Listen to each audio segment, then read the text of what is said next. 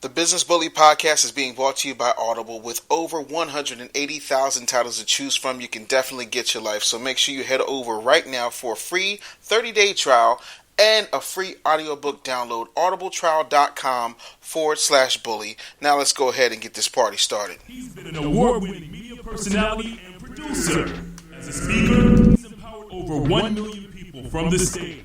Now, one of the leading brand experts and business coaches in the U.S. is bringing his unique brand of straight talk to the world of on-demand audio. It's the Business Bully Podcast. Now, here's the Business Bully himself, David Anderson.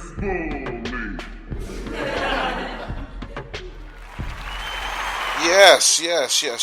Welcome to the Business Bully Podcast. I am your host, David Anderson. Listen, I needed a little time to just give myself a breather, get myself together. Welcome to the show. I know some folks are like, what have you been doing? Look, man, I have been busy. I've put out like 2 or 3 different ebooks. I'm still working on Sell Like Jesus, which should be out no later than this fall. I'm really trying to make sure I get it no later out than Christmas. I'm also doing the preliminary work to get Pitch, Close, Upsell, Repeat, which is, by the way, still at 29 weeks on the Amazon bestseller list. Give it up for my black ass. Yes. I am happy and I am excited. So yeah, that's just me being me. But yeah, so I'm excited. So it really is a good thing right now, and yeah, I'm just so thrilled. Now, let me tell you this. I don't know if you're on my Facebook page a lot, facebook.com/The Business Bully, but I put out 2 videos. Both have gone viral. One I was talking about where was white supremacy then. Now, this happened before Philando Castillo got shot and before Alton Sterling got shot. And I was just talking about how white supremacy has existed, will continue to exist, but there were people who had a lot less resources than what we currently have with the internet and being able to pick up your phone and take pictures of things and videotape things and really make a difference. But what I see happening a lot with my generation and generations after me, these millennials, is this hashtag thumb thugging type of mentality. And some people got mad. Well, what solutions do you have? And I'm like, look, man, I own businesses, I help people. But all this, we have a scholarship fund and we do this. Like, that's not activism. That's community service. A scholarship is not going to prevent you from getting shot. A scholarship is not going to automatically just put somebody in a position to help the community. There's a whole bunch of educated folks tending bar. And so folks got upset and got mad. And then I did another video because I saw a lot of white people, and this is no diss to my white audience that is enlightened, but for my white audience that does not have a clue, I saw a lot of white people saying really crazy things, and I saw a lot of black people not knowing how to respond. So I put up a video that people could put on their Facebook timelines to kind of get all the nonsense out of the way. Before I could even get into the video, I had to deal with the dumb stereotypes. I had to deal with the, because they think every black person is a Democrat. I'm not a Democrat, but I'm not a Republican either. I'm pretty conservative in my beliefs, and if you were to poll most black people, you'll find out just by the definition of what conservative means, they are. You don't want nobody telling you what to do. You don't want nobody telling you how many guns you can have. You don't want nobody telling you where you can go. You don't want the government in your pockets. Hell, half of y'all don't like to pay taxes. Y'all so happy when you get your damn tax refund. You see what I'm saying? So there's a difference between being conservative and being a wingnut. I am not a Republican.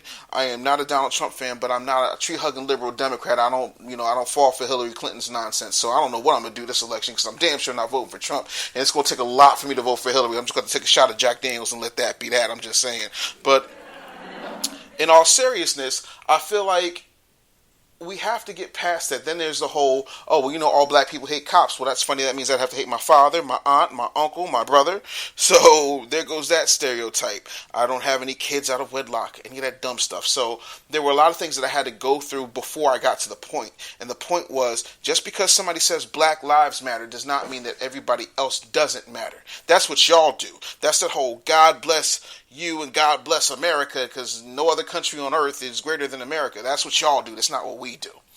And so, as opposed to giving you a bunch of business tips this week, I kind of just want to open up the phone lines and, kind of see how you're feeling. I think I got Penelope on the phone. Penelope, you with me? I'm with you. What's up, love? How are you? What's going on? I am good, sort of. As with you, this week has been crazy to say the least. I can honestly say for at least 2 days straight, I was numb.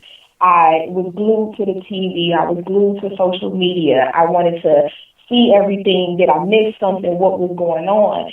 The more I read, the more infuriated I became, and then the more disappointed I became.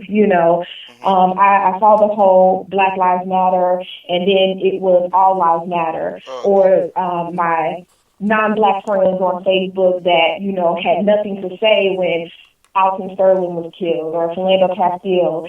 And then when the police happened, it was Blue Lives Matter. We saw all the hashtags, the Texas emblem with the blue line going across, and that silence was, at that time, like you go to the movies, they say silence is golden. At that time, that silence wasn't golden. It spoke volumes to me, So, and then it kind of led to, what do you do?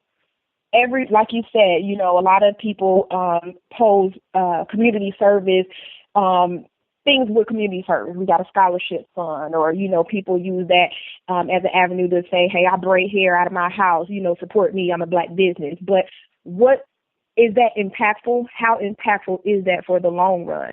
What do we do? And everybody has all these opinions or great ideas. And my greatest concern is that for the now? Is this something you're going to follow through with? Because everybody's upset today. Right. Everybody's pissed off this week. Right. But next week, when it dies down, are you still going to be as active? Are you still going to hold true to, what, we're boycotting this store? We're only spending our, Black dollars with Black businesses. We're going to put our money in these Black-owned banks. Is that for today and this week? But 2 months from now, are you still going to be in Foot Locker? Are you still going to be buying them J's? Are you still, how committed are you?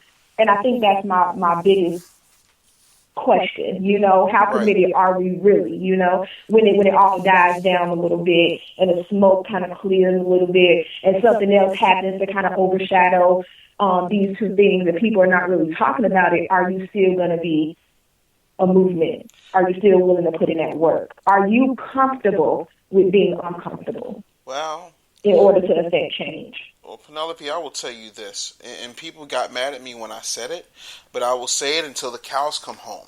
A lot, not all, but a lot. And why can I say a lot? Because I don't see a lot of Black folks running around here walking the walk. I do see a lot of Black folks talking the talk, but Black people's outrage only goes as far as the news cycle. Here's an example, and I told everybody this right after Trayvon Martin got popped. I said, the second this is out of the news, y'all gonna forget about it.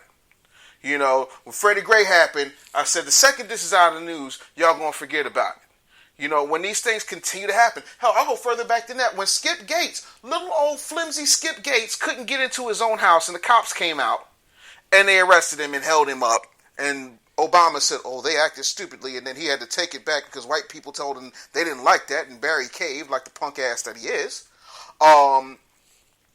Everybody was like, oh, well, these things happen, and this, that. Like, we always pandering, or we're always so rah-rah, sis boom bah when the news cycle is on it. It's like the news has to dictate your anger. The news has to dictate your level of frustration, as opposed to you staying awake as to what's happening and being frustrated with your situation.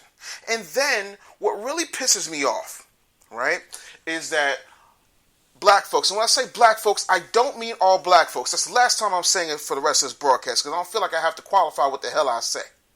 You should know, as an intelligent adult with at least 2 connected brain cells, I don't mean all Black folks. But a lot of Black folks have this thing where as though all they want to do is fuss.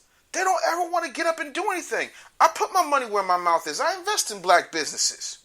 I sit up here and I go out and I speak. I get things done. I have city councilmen whose campaigns I help fund. Like, I'm not just sitting on my ass. You have to act locally, because if you think that you affect who's going to be the president by going to that voting booth, it's very symbolic, but it means nothing. That's already decided. You might as well put an S on elected and call it what it is. So what I want to see is black folks actually doing something that does not involve a t-shirt, that does not involve a hashtag, that does not involve a song, a march, or a rally. I don't want to see your megaphones. I want to see you actually get upset. And nobody's upset until their baby's daddy is shot dead, or their baby's mama or their daughter is shot dead. It's everybody else's problem.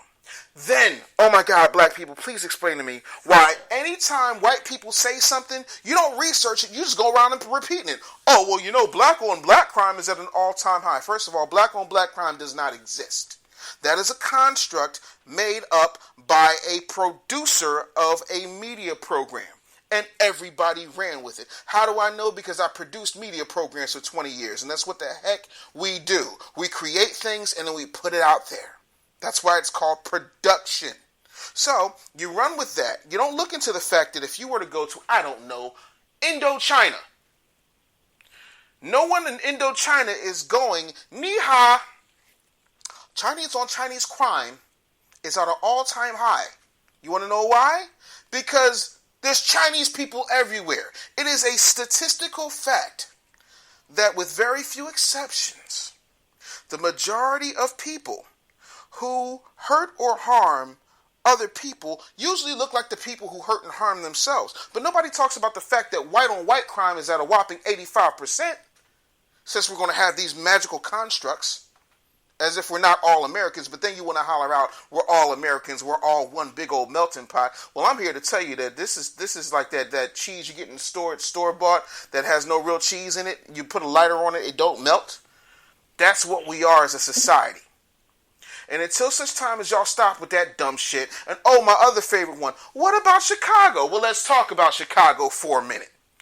If, in fact, and Tupac said this, if there's a room, right, and there's all these people in that room, and there's food everywhere, you got hungry people outside of the room, well, first they're going to be singing songs. We are hungry, please let us in. We are hungry, please let us in. Then after a while, you know, it's like, hey, boom, boom, boom, we hungry. Then it's, I'm coming through, I'm picking the lock, I'm busting it. Like, it gets to a point. So when you take away resources from a ghetto, which is exactly what the majority of Chicago is, when you take away a bunch of resources from an area, and people are going to do whatever they feel they need to do to survive. I've been that dire before. I mean, almost where I was like, yo, man, I might have to go rob somebody. And I'm not violent, but it's been that bad for me at certain periods in my life.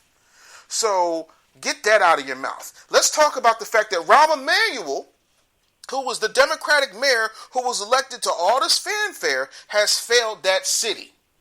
Let's talk about that. Let's talk about Kwame Kilpatrick and his nut ass in Detroit having a good time with his boo thing on the side and taking funds and doing whatever the hell he wanted to do, while these white folks in Detroit were doing whatever the hell they wanted to do, and they didn't get put in jail. But no matter who was being corrupt, the people suffered.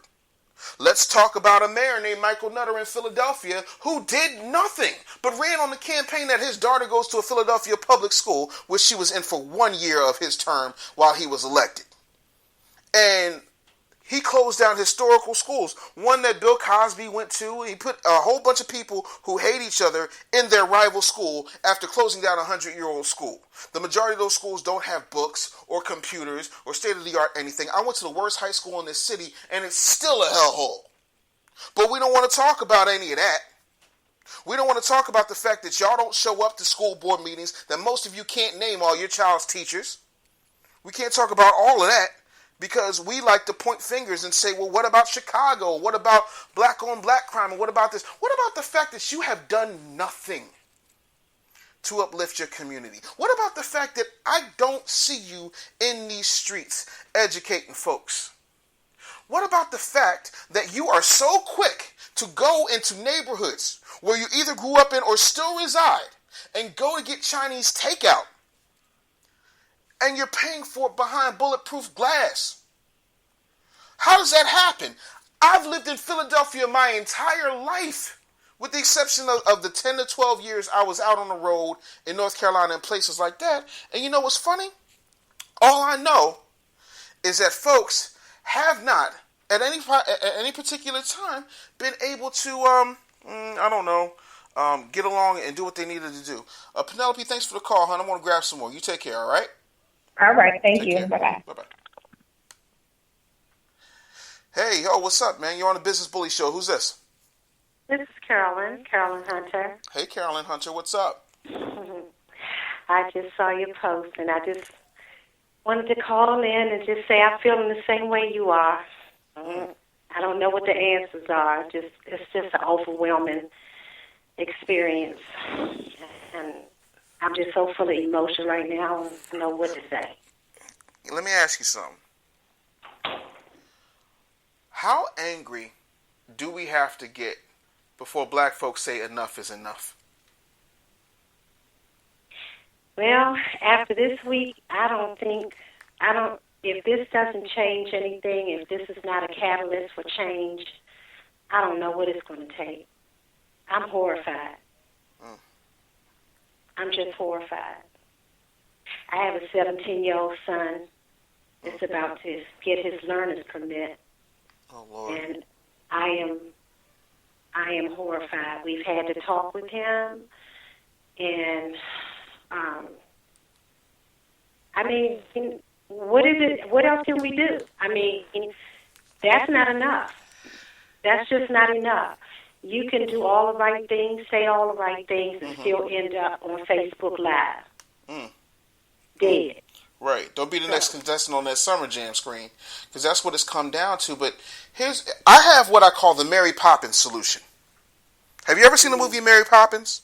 Mm-hmm. All right, forget the songs, forget the popping out the chalkboard pictures, forget the chimney sweeps, forget the magical bag, forget the spoonful of sugar. I want you to pay attention to one part in that movie. And that part involves Mr. Banks. Mr. Banks was a banker. That's what he did. He worked his ass off in a bank for his snot-nosed kids and his suffragette wife who went out here and was in meaningless protest. But forget her protesting ass and let's deal with Mr. Banks for a minute. Mm-hmm. He knew good and well that he was in a position where he didn't have a lot of power. But what was interesting was his son, Michael, was upset and he wanted his money back because the bankers had come in and taken his money and said, we're going to make it grow and we're going to do this and that and the third. And he was like, I want my money back. And then everybody looked because like, damn, they're taking money from this little boy and they're not giving it back. Well, shit, I want my money back. And then all of a sudden, everybody in London crushed the banks of England. There was what was called a run on the bank. David Banner has said the same thing that I said. That is, there's only two things that white supremacy understands and respects. It is the loss of life and the loss of funds. But a lot of black folks won't make the inconvenient trip to go to a black bank and just take $100 out of their current Wells Fargo or Bank of America or TD Ameritrade Bank or whom the hell ever they have. Oh, that's on my agenda to do. That's right. What I'm doing tomorrow. We got to hit them in the pockets, but we won't do that. And then these numb-nutted people year after year after year, and I'm talking about us. When I say numb-nutted people, I'm talking about us. Because we will sit up there and we will do stuff like, I don't know, well, we're going to have a blackout. We're going to boycott Black Friday. Like, that's going to make a difference. I was so mad at Farrakhan when he was talking about we're going to get rid of Christmas. I didn't know what to do with myself. But I will tell you this. I'm happy that you had the talk with your son. But make sure that he understands when he turns 18, get him to the gun range. Thanks. I'm going to take some more calls, babe, okay? Thank you. Okay. Bye-bye. Okay. All right, bye-bye. Yeah, man. It is such a it is a trying thing for me. I have no sons. I don't. I have daughters. I've got a 17-year-old daughter and I've got a 15-month-old daughter, and I am scared that there are not going to be any black men left when my little girls are marrying age. So I don't know what to do. Let me get on this phone here. There's a lot of people calling in. Yo, what's up? You on the Business Bully Podcast. What's going on? Hey, Smitty, what's going on, man? T. Smitty's in the building, all the way from the AZ. What's happening, young man? Hey, if I had your hands, I'd cut mine off. Boy, let me tell you, don't set your sights so low. Hey, I finally got him to catch your podcast live, man. Yes, sir. Doing a good thing. And your book, pretty good so far. I download the pages and stuff, man. Oh, man, I appreciate that. Which book are you reading? The one, it's the one with the Snapchat. I forgot the title. Oh, Snapchat book. Yeah. Yeah. Absolutely, man. Absolutely. You can get that right now at iBrainUniversity.com / I think Snapchat Bully. But if you go to iBrain University, you can see it on the sidebar there. But yeah, man, what are your thoughts about this week's events, brother? Woo! I know you've seen some of the stuff I put down. Here's the thing. Keep it real. All right, I'll keep it real. For the white supremacists and the coons out there, especially the coons. Oh. All right, Black Lives Matter. Yep. It's not for what we're talking about. It's not even the killing of black people by police officers. No. It is the unwillingness to punish. And the fact that they sully black people's names in the media, these people haven't even done anything. Well, that's illegal. And like Officer Sterling, for example, it wasn't even 12 hours. These folks digging up criminal records from 16 years ago. Yep. And y'all good liberal friends of CNN, they just call you N-word to your back. Behind your back, Fox News is called to your face, but they all the same. They'll pressure one of the family members come out. Well, he had a history of violence. Acknowledge he had a history of violence. They do it the same way. Right. This is the problem. And here's the other thing. It is a damn shame that you had a white politician, the governor of Minnesota, who showed more courage than every black politician combined. Will you say that? Huh? I said, will you say that? Preach, brother, preach. Yeah, because I don't want to hear y'all saying President Obama and y'all black politicians can't do anything. They won't let them. At the end of the day, you're a grown man. And I never heard of a grown man need permission to take a stand. Because no one said George Bush, they didn't let him do all that stuff when he had a Democratic majority. So here's the thing. This is my problem. One, black folks got to stop forgiving. Just because one black man allegedly shot police officers or killed police officers, it's not, you didn't do it to stop apologize of all black people. Okay. And I say this real quick. I know you got a broadcaster. Here's the thing. Y'all black people, when they stop saying, well, violence ain't the answer, I'm not calling for like people who's going to start shooting people. I'm not saying that. But stop saying violence is the answer when they feel like it's an answer to you, when they deal with you. Okay. And how come we got, every time black folks get in the street, we got to say, it's peaceful, it's peaceful. In the words of Social Carmichael, no one's telling white people to stop being violent towards us. Right. Yeah, so so my thing is, but we know the solution. It's a hard solution and it takes time. The solution is black economic empowerment. Uh-oh. Because, and it's the hard part here, people. It's where the legwork comes in. Uh-oh. And I told you before, I tell you people this. In my hometown of Montgomery, Alabama, as a Hyundai plant, it has at least 10,000 jobs. You know the most powerful person in Montgomery, Alabama is? Not the mayor. The guy who runs the people who run the Hyundai plant. Yep. Because you know what? That politics, Democrat, Republican, Klingon, whatever. If he doesn't do what they want, they take those jobs. And once, a case in point, my cousin works there, said the police cannot come there unless they call. There is no patrolling. There is no snooping around. Because you know why? They own stuff. They call the shots. And we don't own anything but fly shoes and fly wheels. So we can't call in shots. We don't even pay. Everybody loves saying local politicians. Hell, we don't even pay for them. And it doesn't even cost that much to pay for them. Really don't. But so it's like we could vote anybody we want. But who's lining their pockets to get stuff done? The gays are, the Latinos are, the white women. I said this last thing. I thought it's hard black folks don't fall into the trap. This article talking about 4 Latinos got killed with my nobody talking about it. Yep. Last time I checked, Latinos, I ain't heard from them like speak out for us. No one said anything about Latinos committing like violent crimes against black folks in South Central Los Angeles trying to get them out of those neighborhoods. Well, and, oh yeah, by the way, They got Telemundo and Univision to talk about their grievances. Oh! That's why we need our own media as well. Oh, did you just go to Sábado de Giganto? Yeah. Oh my gosh. And Sábado de Giganto ain't really what it is called. It's called Sábado Gigante, but that's neither here nor there. My point is this, yo. I saw that too, and I had to check a few black friends on Facebook about that nonsense. Oh, well, they're not talking about the Latin. Let me tell you something. We're the only group of people, I'm speaking about black people in case you haven't heard, we're the only group of people who will sit around and just lump everybody into everything. And if you think I'm lying, take a look at your history books, people. Please go way before 1977 when I was born. Go way back.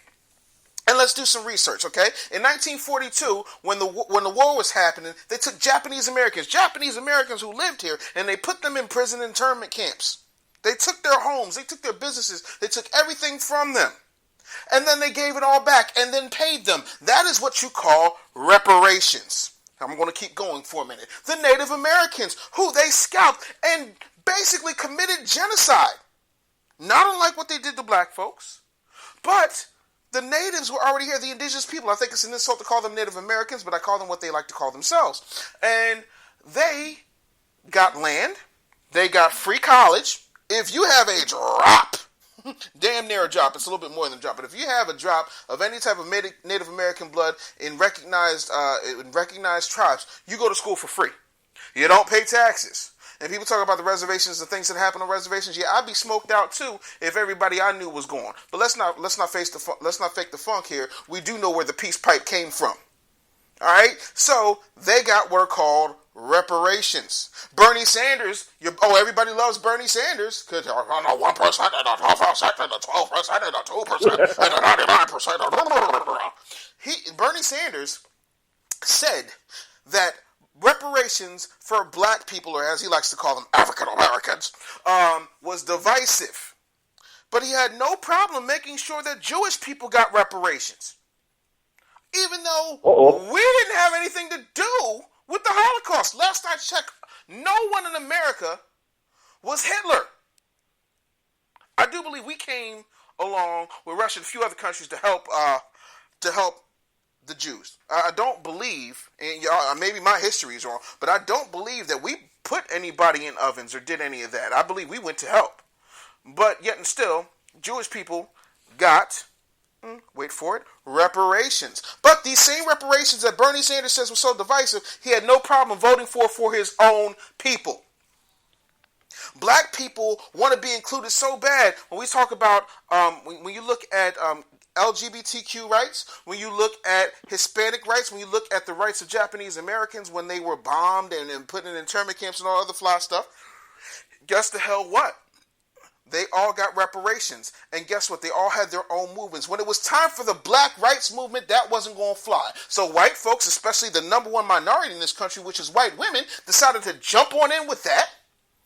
And they decided that the ugly, disenfranchised, fat, bus driver ass having waitresses and stewardesses, flight attendants, let's be politically correct, couldn't get a job because they weren't pretty enough and they didn't put butts in the first class seats. So at the end of the day, they decided to march alongside black folks, and black folks said, come on. And then Gloria Steinem's CIA working ass decided to get a whole bunch of black women and said, oh, sister, before you're black, you're a woman, so come in with feminism. But it's amazing how to this day, when black women need Gloria Steinem's nowhere to be found. All this feminism that you're following out, you ain't nowhere to be found. But yet and still, you have civil rights when it comes to black people. Show me the black rights movement. When did that happen? It never happened. Martin Luther King went out there, got shot, got his ass whipped, every damn thing else, went into Birmingham jail. And what did we get for it? Oh, that's right, because we were fighting to sit at a lunch counter for people who don't like us in the first place, but not fighting to make sure that we had sovereignty. If you wanted to do separate but equal, you should have done separate but equal. Forget segregation. Let's talk about sovereignty for a minute. Everybody else is sovereign. Everybody else, except for black folks. But what do I know? I'm just a schmuck. I don't know nothing. I'm a hater. I don't get it. I don't do nothing with my people. This, that, and the third. So let's just talk about that for a minute, Teach Me. Let me see here. Let me run this down. My lawyer, black woman. My accountant, black woman. My Spanish coach, black woman. Do this all day. Let me see here. Let's see, my lawyer, my accountant, my photographer, black woman. Oh wait, my videographer, black man, another black man. My business partners, one of which is on the other end of this phone, black man. Like, so there are a lot of people that I work with every day who are actually black and actually doing something to help the economy and who have not forgotten where they've come from. But I don't see your money working nowhere. I don't. And you got people in this city, Philadelphia, who are cops who are saying, you know, buy tickets to the policeman's ball or I'm going to take your car. We don't talk about that, though. We don't talk about the fact that it takes you forever. Not in my neighborhood, but if you go to where I grew up, yeah, you got a long wait if you're waiting for a cop to come see you about anything. And yeah, let me tell you something. And people are like, well, why don't you move back to the hood? No, why the hell should I? I'm not moving back to the hood. I don't need to move back to the hood in order to help the hood. I can get my ass up and I can get down in the hood and do what I need to do. Okay? But until such time as it's more than just me and a handful of other people trying to make the hood a better place, I'm not subjecting my two daughters to that nonsense. I'm sorry. My two daughters don't know what it's like to go to a store and have to deal with bulletproof glass. They've never seen that. Sorry. I'm not going to do it. When they walk down the street, they don't see broken bottles or crack pipes or piss hitting their nostrils. But see, y'all allowed that. And then you say, oh, well, you know, it's on the talented 10th to help everybody else, and this, that, and the third. But then when the talented 10th show up, you're the first person talking about, get the hell out of here, nigga. You don't know what you're talking about. Oh, you think I'm lying? Look what happened to Jamal Bryant.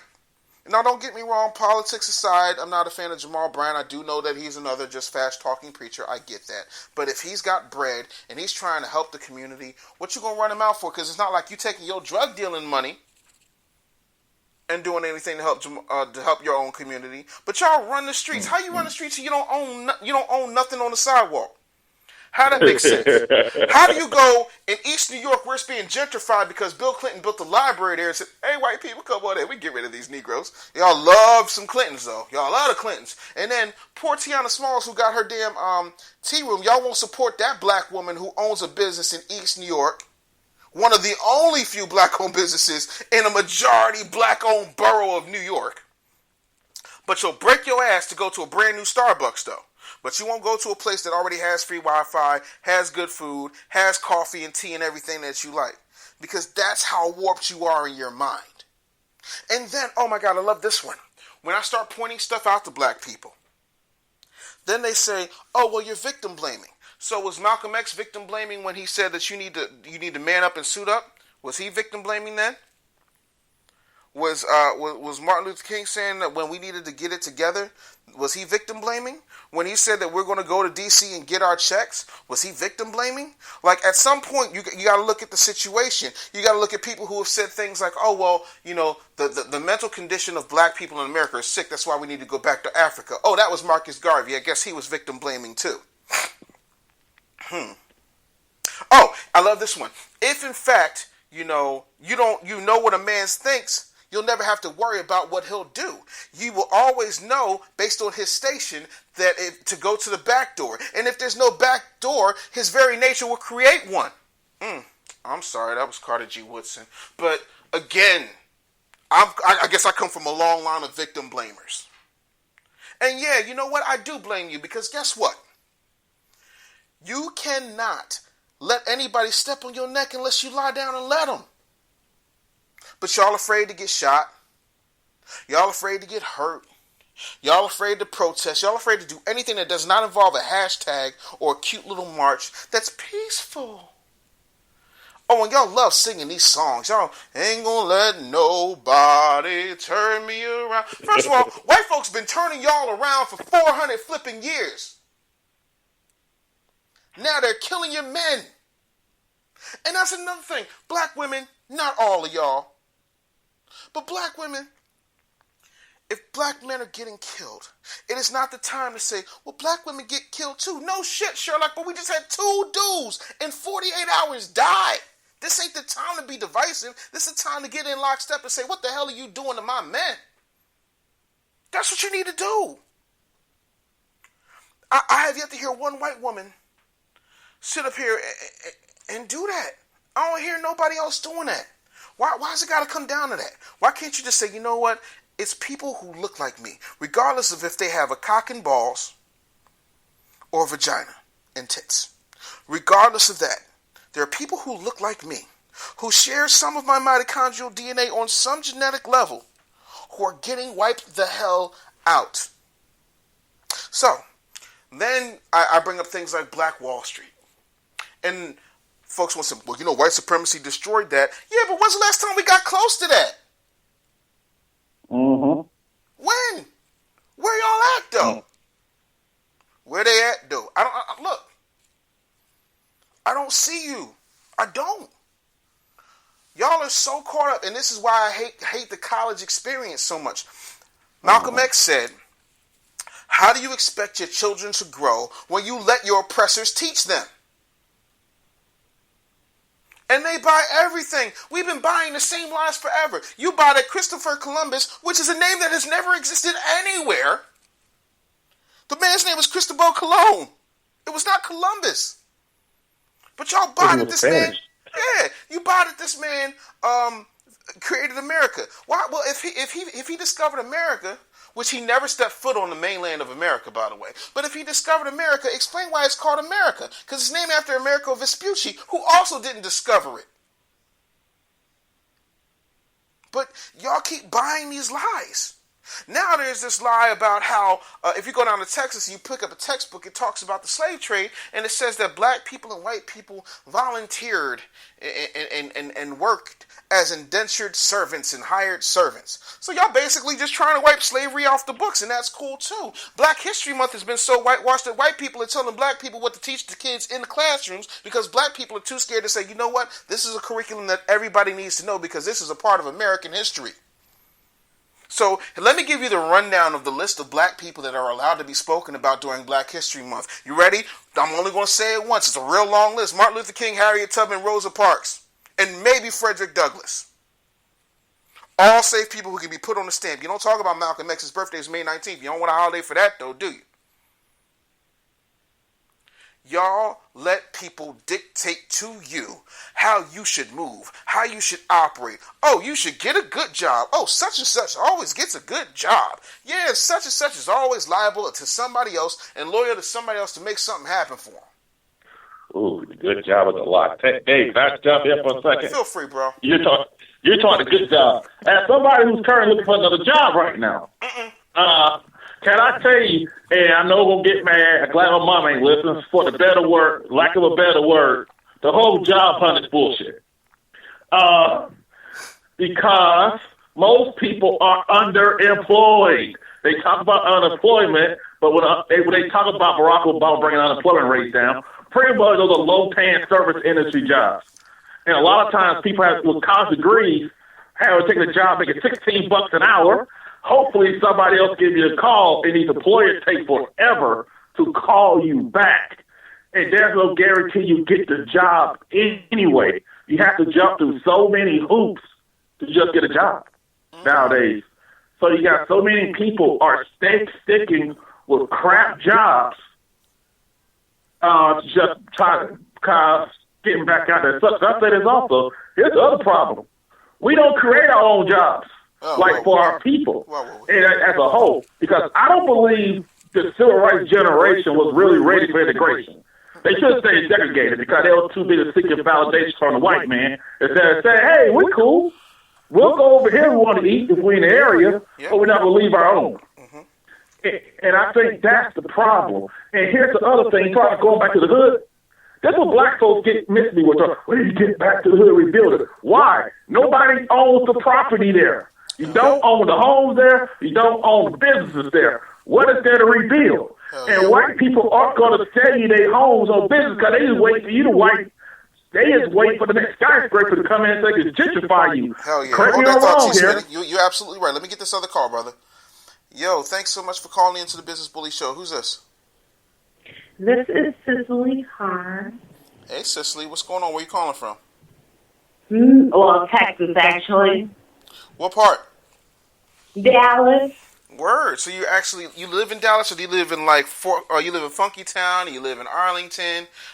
Where? Arlington. Arlington. Yeah, buddy. I used to live in Arlington. Yeah, it's cool. It's cool. Cool. Yeah. So, all right. So let's talk about it from a DFW Metroplex perspective. Tell me how you're feeling. Okay. So I'm just a little. Well, I think I'm a little more than just a little irritated. But I wanted to go and talk about kind of everything that was happening over the past week and whatnot.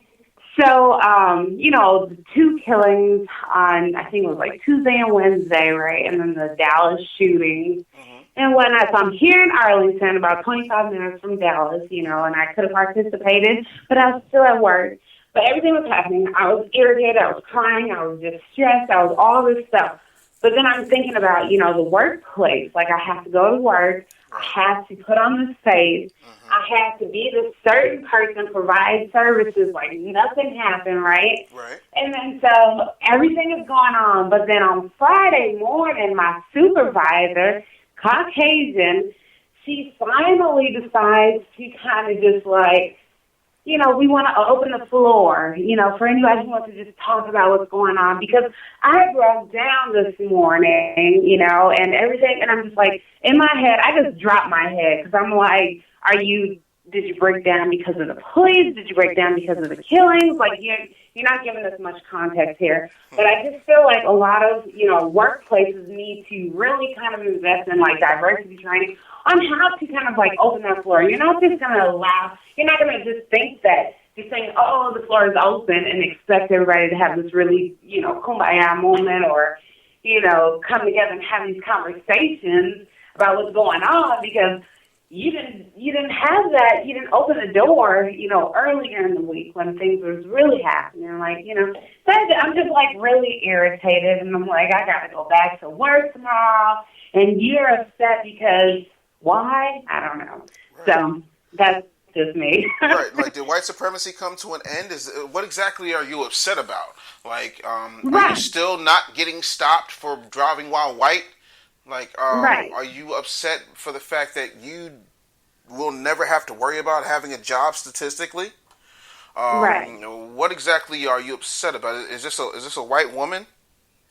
This is a white woman. Okay, right? That's what I need to know. So are you upset that you're the number one minority and the main recipient of food stamps, affirmative action? What exactly has you so upset? Right. And so it just irritated me. For one, they know that I'm from Minnesota. So, like, I just moved to Dallas or Arlington in December. So I'm like, I live 4 blocks, not like 4 blocks, but like right around the corner from where all this happened. So I'm like, I have this connection from, St. Paul, Minneapolis, whatever, to Dallas, and no one has asked me about anything. And I'm just like, yo, I should have known that person. Like, I almost called him black like that the whole entire week because I'm like, what is going on? Like, why do I need to come? And I'm, like, scared to go out in public. No, but I ain't that scared. But I just pray, over my life and other people's lives and stuff. And I don't know. I just needed to vent a little bit. Now, I'm going to ask you. No, it's not a problem. That's what I'm here for. I need to ask you. Because I have my own opinion, but I'm curious as to what you might think. Do you think that the guy they said who did this is the guy who actually did it? The one that killed the cop? Yeah. No. I'm like, this is a huge, I think this is a huge setup. And I'm just like, okay, because where did this man come from? No one has any information on him. Right. I'm like, usually what will happen is a whole bunch of crap gets brought up, like, oh, he had a horrible childhood, or he got stopped a million times. They have all this information, on everybody else, but not this man who supposedly, shot at the police. And, like, I've seen stuff, and I'm like, I've been reading and watching, social media, which is kind of bad, too. So I'm like, of course, nothing is, like, 100% factual unless you're watching it right then and there. Mm-hmm. But, like, people, I was going to say, people don't lie, but some people do lie. But yeah, no, I feel like it's a setup. I feel like it's just a scapegoat because it took forever for them to. Okay, so the man that supposedly, was a suspect, they had a picture online everywhere within seconds. But the next man, it took them a long time for them to tell us who this person was. Like they were coming up with this story. Right. So no, I don't believe this man. I don't even believe this man is real. Like, I feel like it's Photoshop. Yeah, I want to tell you why I feel that he's not the guy. I was watching this, and, I never had an issue with DPD. I had some issues with the Arlington police, but never DPD. I had some issues in Funky Town, which is Fort Worth, Texas, for people who are not from the Metroplex. But I never had an issue with the Dallas cop. Ever, not once. Not ever. And maybe that's because when I lived in Dallas, there was a certain level of privilege I had because of what I did for a living. But I'm just going to go ahead and say that I know people who did not do what I did for a living, and they never had an issue with Dallas PD either. I think it's one of the best, highest-rated police forces in the country. I will say this. When I was watching it on the news, they were talking about how there had to be multiple shooters. That was one. Right. Because there was, and you could hear the sounds, and it's amazing how none of these clips are being shown now. But live in the moment, you heard sounds. It was like at the same time, So I'm like, okay. So there's that. Then it was, you had, what did they say? They were talking about how they had folks apprehended.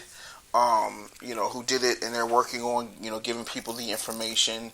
Then you have a guy who is a PFC reservist, which is private first class, and he's a reservist. That means 1 week in the month, 2 weeks a year. And he had a marksman classification, which only means that he hit paper targets. He was never a sniper. So, and I've asked about, like, I've got cousins who serve in the military. I've got friends who serve in the military, and they're like, yeah, he wouldn't have been that good of a shooter. Right. So it's very convenient. And then they have all this record of all these things that he said, but none of this was recorded. When they went and got Bin Laden in SEAL Team 6, there's a tape. You see what I'm saying? When they shot Alton Sterling, there's a tape. When they shot Philando Castile, there's a tape. But not only did this guy allegedly say that, and of course, they're listing him as Micah X Johnson, X standing for Xavier, but see, the word X does the same thing that Hussein does in the middle of Barack Obama's name. It just pisses off and infuriates white people. Then they said that he said he wanted to kill white people. That was his objective. He just wanted all white people to die. Yeah. I've been black all my life, and I don't want all white people to die. I don't. Right. What I want is to have the same liberties that white people have. Not white privilege. Right. I don't want to be over anybody. I don't want to oppress anybody. I just want to be left the hell alone. That I know when I go to bed and I want to make love to my wife, I want to make love to my wife in peace and not have to worry about nobody banging on the door and coming to drag me out of my house. Or that when I leave, my wife doesn't have to say things to me like, be careful, make sure you come home to us. That's what I want. That's all I want. So I've never in my entire existence, and I come from a really big family, I've never heard anybody say, I want all white people to die. I've got lots of friends who have lived in different places. I've never heard any one black person say, I want all white people to die. I do hear a lot of people talk about how they want to stop systematic white supremacy or racism, and I think racism is a totally different thing from systematic white supremacy, but they are used, they're used interchangeably for some reason in the black community. But I don't buy that. It's just a little too convenient. And then he took a robot bomb and blew him up. And kept the ID, right? And kept the ID, or miraculously the ID just didn't make it. It just magically didn't get destroyed like everything else does. Now, let's talk about Dylan Roof for a minute, who shot those 9 people who were praying in church in South Carolina. They made sure they got him out, and they made sure they bought him a nice little Whopper meal. Okay? Right. There's a kid who dressed up like the damn Joker in a movie theater and shot up the movie theater. Black people, white people, Asians, Hispanics. He shot them all. And he walked out in handcuffs and stood trial. And you're trying to tell me that if it was just one guy and negotiations broke down, how is it with all this technology that y'all couldn't find a way to extract him? If he's one guy, he can't look. He ain't got eyes in the back of his head. Right. Did he have hostages? I didn't hear anything about any hostages. So what are you negotiating for? His surrender? Last I checked, when you negotiate for a surrender or something like that, you get snipers on him. I didn't hear anything about his weaponry or anything like that. It just seems like it was constructed in a way where they said, you know what, we're going to take a few L's. There's some people who are going to have to die, but what this will do, it'll shift the focus off the fact that there is systematic black genocide happening and put the focus back on white cops and put the focus back on what we want it to be put on, which is all lives matter, because all lives matter has the same ring to it that civil rights has to it. It's safe, because when you start talking about anything black, then you have to deal with the fact that, well, we have 450 years of post-traumatic slave disorder. Right. We have to deal with the fact that, yeah, we have the right to vote, but they still have to vote on it every 8 years. Yeah, guess what? Slavery's over with, but you know there's this thing called the 13th Amendment, which allowed the Clintons to create something like, I don't know, the prison pipeline. Or the school to prison pipeline. How about that one? Right. You know, let's talk about three strikes, but y'all love Hillary. Oh, y'all love Hillary. Don't you say nothing bad about Bill and Hillary. We's gonna fight. We say something bad about masculinity. Because then, you know, Hillary got that hot sauce in her pocket, and Bill Clinton played the saxophone, eat fried chicken, and love Aretha Franklin. You better not never say nothing bad about them Clintons. And that's the other thing. Black people have zero political power in this country, not because they're the descendants of slaves and sharecroppers, but because they are whores. I know that's hard to hear and that's a little harsh and people don't like it, but here's what I mean. See, black people do this. When I was a kid, I went to a university called Temple University in Philadelphia. It's famous. Bill Cosby went here. Bob Saget went here. David Morse went here. There are a lot of famous people who went to Temple University. Jesse Williams went to Temple University. Came after me. Nice kid. Like him a lot. Here's the thing. When I was at Temple from 1995 to 2000, because I was completing more than one program, the football team won 3 games in 5 years. I think so. That's like a 3 and, I don't know, like 60 record. So that arguably makes them worse than most Little League football teams around the country. But they had the standing of the Big East, which is a big college football conference. They had private meals in the cafeteria, complete with filet mignon. They had the pick of the baddest co-eds.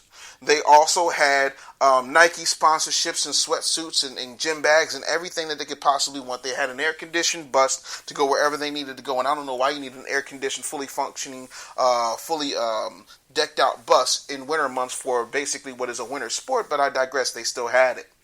So, I said all that to say, if you're giving someone everything, what is the incentive for them to perform? Now, let's remove the football team, right? And let's call them the Democratic Party. And if you're giving everything to the Democratic Party, and they don't have to work for it because you're so lockstep with Democrats, and you wonder why nothing gets done, it's because you don't have representation on both sides of the aisle. Hispanic people, representation on both sides of the aisle. Ever heard of Marco Rubio? I could do this all day. Oh, wait, let me help you out, because y'all think I'm just pulling this out of my ass. Gay people, because people like to say, well, look at the gays. The gays are Democrats. Oh, yeah? Ask Caitlyn / Bruce Jenner which side of the aisle she votes on. The way to get things done is to make sure you have your money diversified. It is true in the stock market. It is true in the political game. Both are investments into your future that if you're not careful for, you will get them bottom out and wind up broke and broken. But we love the Democrats. I don't know why. I'm not a fan of Republicans either. Most of them are shitbags these days. But let's just review, because I need to break this down, because people say, well, how come you're not a Democrat? Well, let me tell you why I'm not a Democrat. I don't need you to stand back while people tell my daughters and my wife what to do with their bodies. I'm talking about abortion. Okay? I don't need you to have people who are giving abortions also trying to sterilize black women, which is something that Planned Parenthood does and nobody likes to talk about. Google it. Margaret Sanger wanted to destroy black women and wanted to destroy the black race by castrating and making barren black women. These are facts. I didn't make them up. I wasn't born yet. Okay, now let's take it a step further for a minute. Democrats created 3 strikes. Democrats created all of that legislation, specifically the Clintons, specifically Bernie Sanders, who was also voting for it, specifically Joe Biden, who also voted and helped write that bill. You know, they did all of that put people in jail disproportionately 5-1 against their white counterparts for non-violent offenses. Then we got rid of anything that would help rehabilitate a quote-unquote criminal, like educational programs, like work skills that were beyond, sweeping floors and picking up trash. We made sure we got rid of that. So now you create an environment where not only are you giving them an education on how to do nothing, but you're giving them an education on how to be a better criminal. You're taking away any resources that when they come out, they can't own a damn thing. They can't vote for any damn body, but yet and still they're counted in every census, and all these prisons are magically in places that are not major metropolitan cities, are not populated. And I'm not talking about federal prisons. I'm talking about state prisons because they're privatized. Ask Michael Jordan, but I could do this all day, who also doesn't give a damn about your black asses as you stand in line on a Saturday. But y'all got mad Bill Cosby when he said that, though. Right. But y'all act like what happened to Bill Cosby couldn't happen to you just because somebody hollered out. They Emmett Till'd Bill Cosby. Because what you're missing with that situation is Bill Cosby has all these women withdrawing their cases, taking things back left and right, but that somehow don't make the news. But everything else did. But the boy from Seventh Heaven still got his stuff on Netflix and on demand and every damn thing else. But you destroyed a man's legacy and have no problem with it, and y'all let it happen. Black folks let that happen because they're like, well, Bill said some things I didn't like. Bill hurt my feelings. I'm a little butthurt behind what Bill said. Y'all act like Bill Cosby's OJ. This Bill Cosby. Right. I saw Bill Cosby do more for black people than I ever seen majority of y'all Negroes do. Oops. Bill Cosby broke barriers for your black ass so that Waka Flocka can be on Love and Hip Hop. Eat that one. But y'all sit up here and y'all let Democrats tell y'all any damn thing, and y'all keep falling for it. Y'all like a collective bunch of pitiful black Charlie Browns, and they're Lucy holding the football. And now Lucy's name is Hillary, and she's blonde, so she looks more like Peppermint Patty, and she looks like goddamn Lucy, and y'all letting it fall for it. Y'all are constantly falling for this goddamn banana in the tailpipe. Oh, I'm gonna hold the ball steady, so you go and kick it, and you kick it as hard as you can. And please don't get me started on Cory Booker, who sat on daggone Meet the Press this morning. This is Sunday while I'm taping this. And he sat up and said, well, America's about love. And I see all the love that the Clintons have and that Hillary Clinton has and this, that, and the third. And the question wasn't about whether or not America is built on love. It's not. It's built on the backs of people like me whose ancestors built it. It's not built on love. It's built on a slave economy. And white supremacy is built off the fact that there is 450 years of free African labor that allowed white folks to get ahead that we have not benefited from nor got reparations for. But we don't want to talk about any of that because Cory Booker is running for vice president, whether y'all realize it or not. When I say running for vice president, I mean he's campaigning, he's got his hat in the ring, and he's on the short list. Mark my words, he might not get it, but he's in the running. Because what they don't want to have is 2 women on the same ticket. But you can get away with Hillary Clinton and Cory Booker because it's a balanced ticket. The things that people don't like about Hillary Clinton, Cory Booker more than makes up for it. People don't like the fact that Barack Obama's soft, but Joe Biden don't give a fuck what comes out of his mouth. That's why it was a balanced ticket. The same things that people hate Donald Trump for, they'll respect Newt Gingrich for because it's a balanced ticket. Chris Christie is outspoken, but he's a political juggernaut, and he was in charge of everything right after 9/11 from a legal perspective. So not only does he know how to run a state, but he knows how to run a country. It's called a balanced ticket. But see, y'all don't study this shit, but you know who the hell Stevie J's fucking, don't you? And then you wonder why this happens to you. But then you get mad at Republicans for not giving a fuck about you, but you've never held their feet to the fire or given them an opportunity. You don't show up for anything that they do. You don't ask them to be accountable for anything. Shit, Rand Paul went on a tour and went and told black folks what he wanted to do. I got one better for you. Mike Huckabee said the IRS is illegal, and I'm going to make sure that there is no more IRS, and everybody pays a flat tax, but you wouldn't know that because you've never looked at anybody's agenda.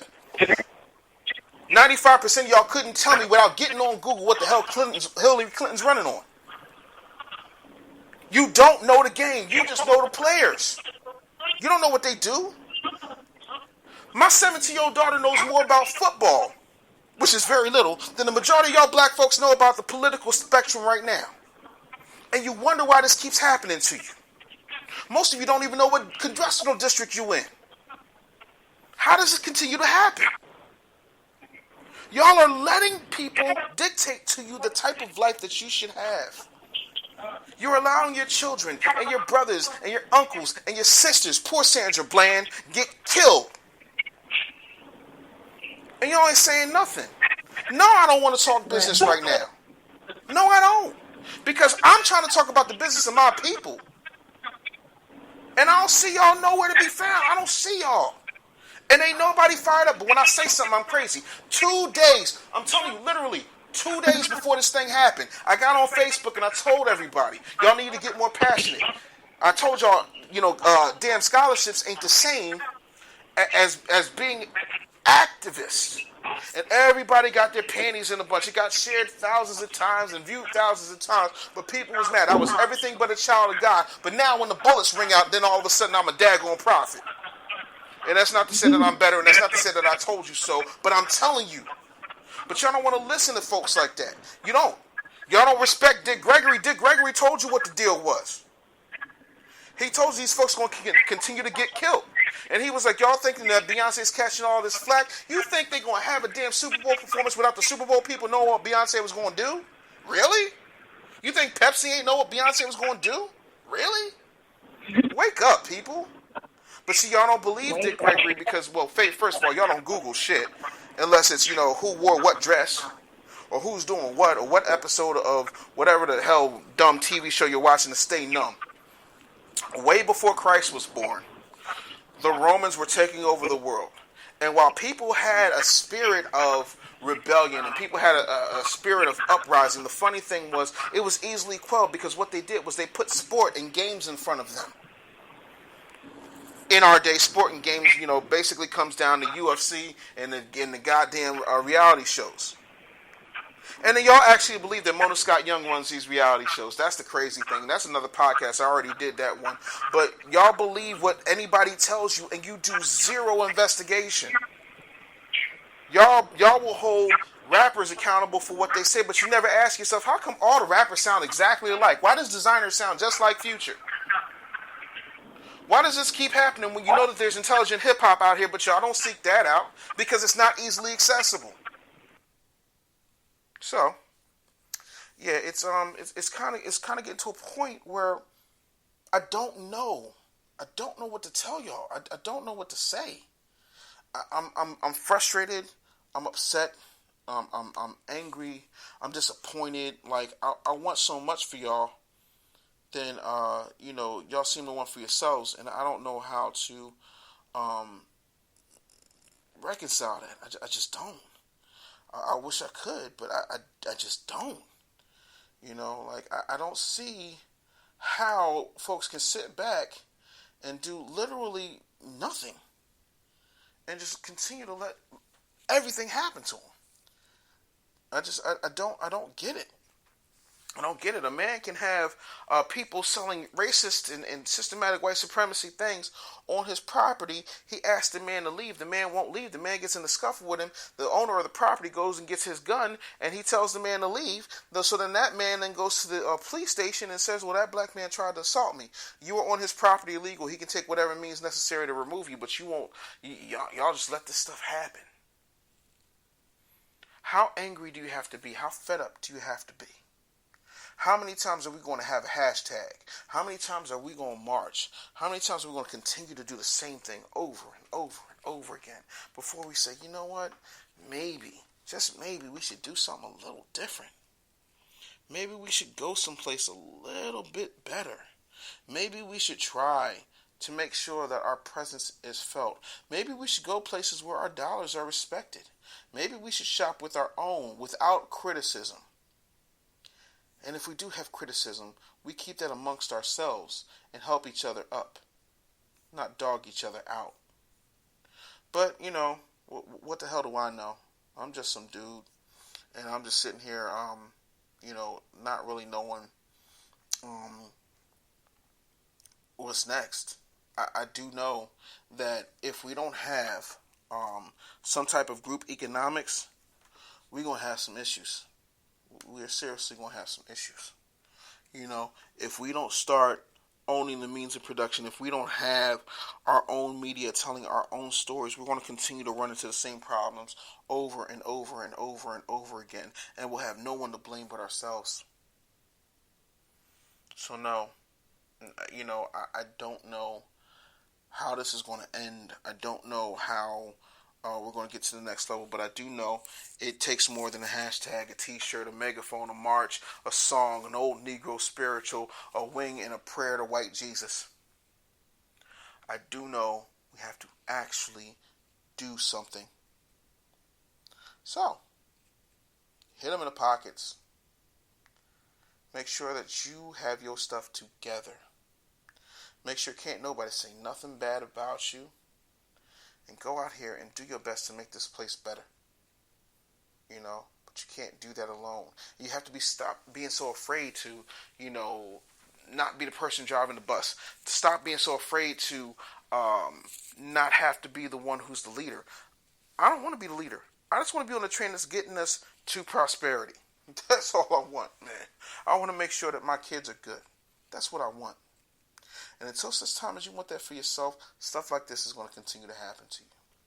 Listen, this has been the Business Bully Podcast. Make sure you go to audibletrial.com/bully. Get yourself a free audio book. And the book that I'm recommending for you is called The New Jim Crow. It's a phenomenal book. If you haven't read it, it actually talks about the prison pipeline and what that looks like and how it goes. And if you have not read it, you need to get it. And I'm telling you right now, that's just what I want you to get. Right now it is a great book. Again, it is called The New Jim Crow. It's by Michelle Alexander. It's a phenomenal book. You can get that right now on me, audibletrial.com/bully. Please continue to subscribe to the show. Continue to get the word out. Sorry. I hope that everybody who called in, thank you so much for everybody who called in, who just needed to vent, say whatever they needed to say on their hearts. I definitely appreciate that. Now, listen, man, I'm going to go up here and hug my kids a little tighter. And we'll talk soon. All right? Y'all take it easy. And, that's it, man. Peace. Follow us on Twitter at MyInnerBrand. Thanks for listening to the Business Bully Podcast. We'll talk to you next time.